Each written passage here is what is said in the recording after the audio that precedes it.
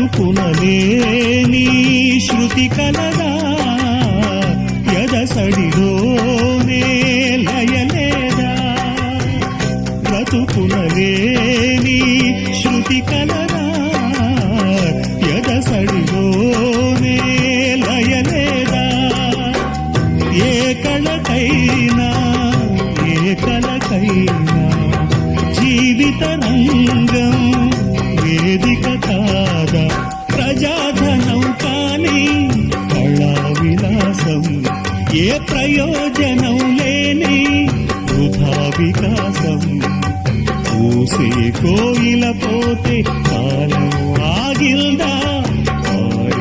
ఏనే పాడే మరో పదం రాదా మురళికి గల స్వరముల కళ పెదవిని విడి పలకదు.